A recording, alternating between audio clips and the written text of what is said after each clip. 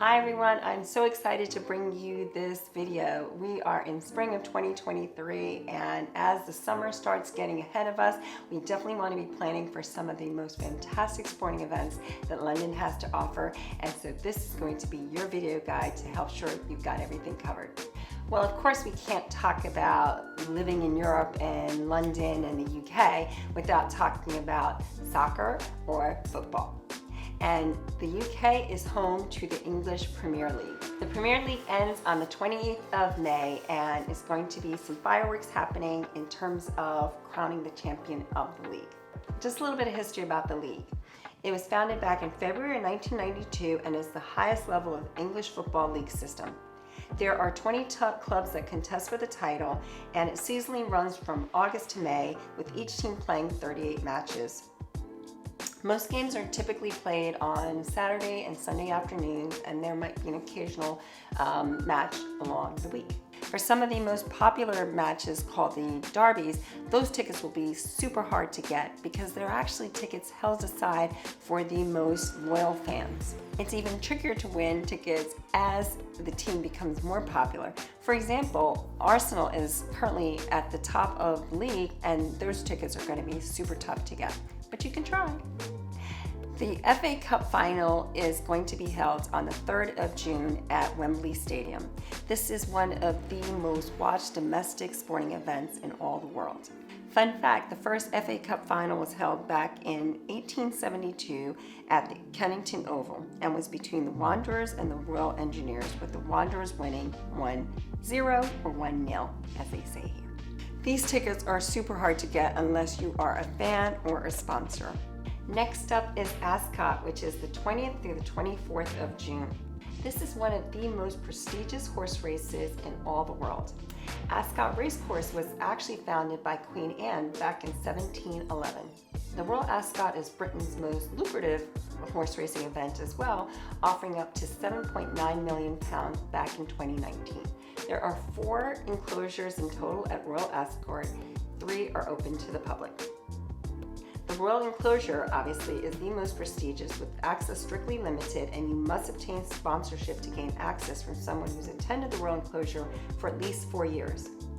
There's also the Queen Anne Enclosure, which is open to the public with access to the parade ring, grandstand, and trackside lawns. Guests are invited to participate in the daily tradition of singing around the bandstand after racing. Tickets start around £40, but can definitely get to be a lot more. Next up is one of my favorite sporting events, which is Wimbledon. This year it's being held the 3rd through 16th of July.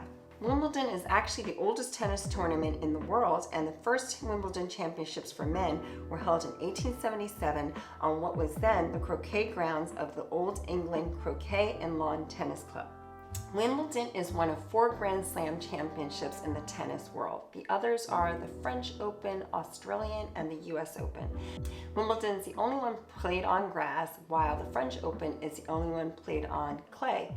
The other 2 are played on hard courts. Tickets are from £60 for admission only, and $102 for admission and grandstand, and up to £900 for VIP access. But these are truly some of the hardest tickets to get.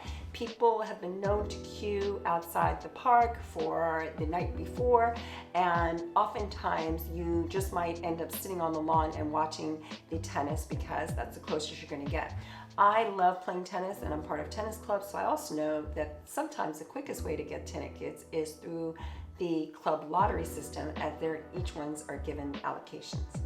Then there's also Formula One Silverstone. That's on the 9th of July this year. Formula One originated from the European Motor Racing Championships of the 20s and 30s. British Grand Prix was first hosted at Silverstone back in 1948. It's been permanently held at Silverstone since 1987. Tickets start from $169. Next up is Goodwood's Festival of Speed, being held 13th through 16th July. This is motorsports' garden party of the season. Held at Goodwood House, a country house and estate covering 12,000 acres in West Hampstead, Chichester, West Sussex. Fun fact, the house was built back in 1600 and is a Grade 1 listed building. It's actually the seat of the Duke of Richmond.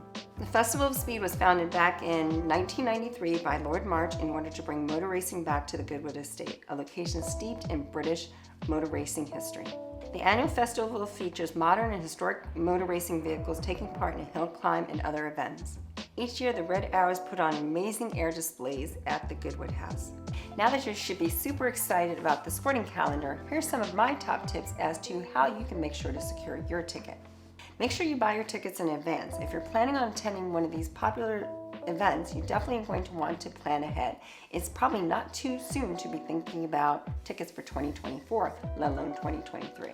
Though you're unlikely to actually get tickets for the FA Cup final, you can definitely enjoy it by watching at home or in a pub because it definitely will be playing throughout.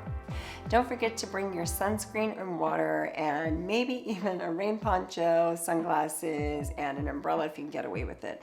UK weather is notoriously unpredictable and you might be out there for many hours in the exposure and definitely want to be protected. Look for alternative ways to actually watch these events. Wimbledon Green can actually be as popular or as fun as actually attending Wimbledon itself. Many venues actually will bring out large screens to watch these major sporting events, and that will create an incredible community vibe that you don't want to miss. So which was your favorite in terms of sporting calendar? I hope this video has been helpful, and I can't wait to see you in the next video. Bye for now.